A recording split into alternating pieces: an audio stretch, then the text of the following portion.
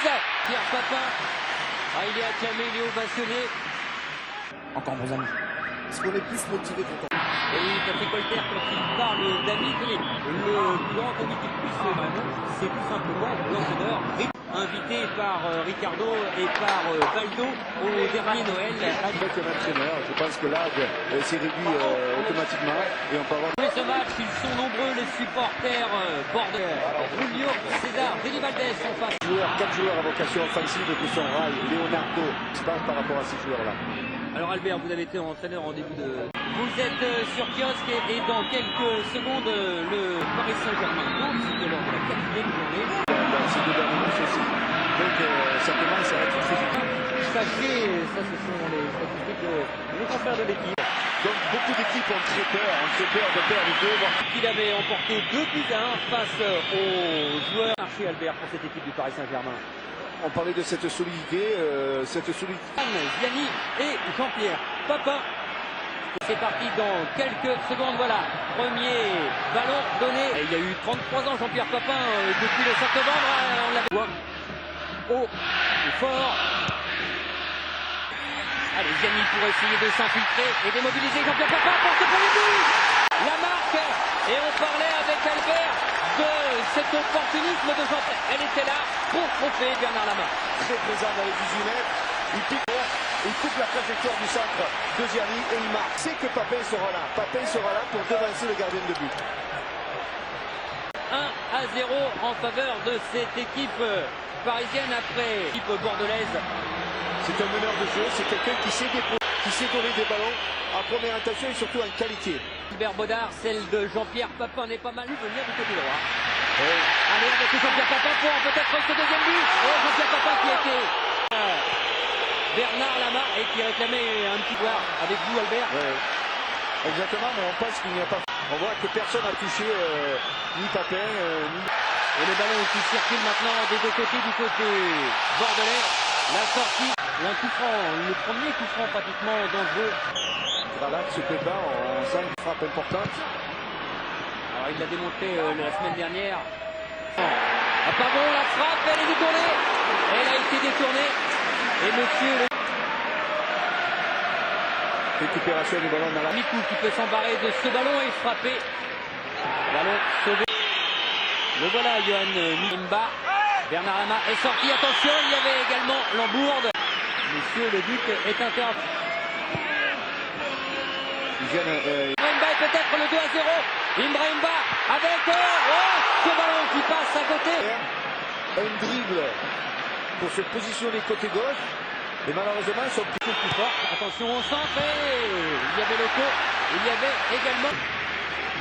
Paris Saint-Germain a une habitude un petit peu Dans le jeu et surtout une position un petit peu... Cette balle de Leonardo aussi au corner avec Algerino pour la reprise. Et ce ballon qui mit Algerino au niveau de la roublardise. Ziani ne joue pas trop vite.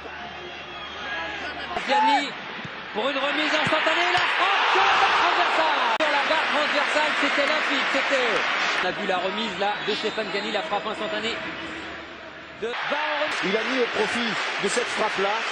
On peut dire que c'est 18 matchs. Et Mikou inscrit sur cette superbe frappe. Oh, elle est pleine lucarne. Et de son deuxième but de la saison, l'ancien Canois. À ce que Rai ne fasse pas l'exploit. Et il a réussi avec ce tacle glissé pour le coup. Manque. Il a essayé de jouer la balle de l'intérieur du pied. De sa cuisse dont il souffrait depuis 15 jours. On a vu un travail extraordinaire avec cette frappe bien captée par Gilbert Baudard. Le ballon du côté bordelais avec cette frappe de Michel Pavon qui frappe juste à... L'action a provoqué cet écartement.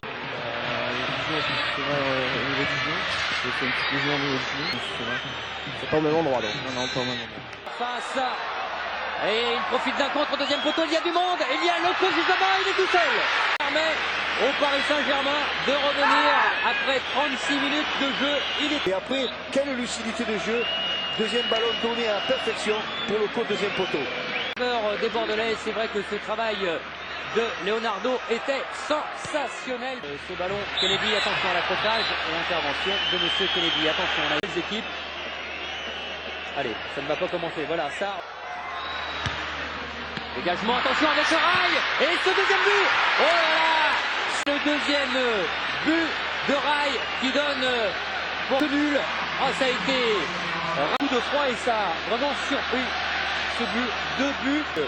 Par rapport à cette équipe, on sent une certaine sérénité. Même si elle était menée de 0, on sentait qu'elle avait une qualité technique de rail qui arrive à bien contrôler son ballon, à mettre. On voit ce Brésilien du côté offensif, c'est terminé. Roland, un but de Jean-Pierre Papin et un autre terrain. Oui, je suis avec Paul de Gouin. Paul, votre équipe a des 35 minutes en espérant qu'elle soit aussi belle, aussi palpitante. Un ballon vivant. Le voilà le premier carton sur cette faute de Kennedy. Oui, mais comment arrêter bas? De demi-coup et la frappe avec ce rebond. Elle est difficile à prendre. Il passe rapidement. Il se trouve très rapidement en position de tir et on voit cette fin à la main. C'est là qu'on voit ce gardien. Allez, connecté dans la surface de réparation. Le penalty. Le penalty pour cette Bordelais qui vont pouvoir. Vous, Albert. Algerino qui arrive un petit peu en retard pour éviter le tac, mais malheureusement, Algerino a attrapé. Ça dirait cette fois-ci, c'est Papin. Et Papin marque 3 buts pour les Bordelais. Le doublé pour Jean-Pierre Papin. Sont pas mal dès le début de cette deuxième mi-temps. C'est étonnant parce que penalty de Papin mais ce qui est étonnant, c'est que cette équipe de Paris à se défaire avec cette reprise de Loco dégagée par De Moreau avec Bas. Allez, l'ouverture et Bas face à la main pour gagner le duel. La main qui peut récupérer de Paris. On a une action positive au niveau de Bordeaux. Le football, c'est ça. On est reparti, le ballon est toujours en vie. Oh, il a essayé la talonnade. Oh, que c'était bien joué encore une fois. Il doit être très important. Le ballon n'est pratiquement pas sorti. Il n'y a pas eu beaucoup de fautes. Ça repart du côté avec le Papin. Il était à la limite du hors-jeu. Lui a estimé qu'il était hors-jeu. Le tour, lui, n'en a pas. Et il essaye d'en profiter avec le deuxième poteau. C'est le but. Oh là là là, le but dont on disait que l'on n'avait pas vu beaucoup le Panaméen. Centre. Il sent que Delibaldé, c'est un joueur très fort au niveau aérien. Et il dépose la balle et mettre son coup de tête qui est quand même assez rageux mais assez fort. Regardez la force qu'il a. Le voilà de nouveau Delibaldé. Oh là, il a été pris par Cyril De Moreau avec Kennedy qui a été averti de la saison. Christian, il va y avoir un changement. Il fait confiance. Un coup franc en faveur des Parisiens. Là, c'était le débordement de Loco pour la tête. Ce ballon, non, c'est Le Guen. Allez, ils ont essayé. Dégagement, attention, c'est récupéré par Algerino. C'est frappé. À côté, ma foi, mon Dieu. 4, alors que Jean-Pierre Papin là-bas. Et vous voyez. Ça va sortir du terrain et c'est Baggio qui va le remplacer. Jean-Pierre Papin. Ah, il est acclamé, il est ovationné. Ils sont venus en 3 minutes, mais bon, il n'y a rien à dire.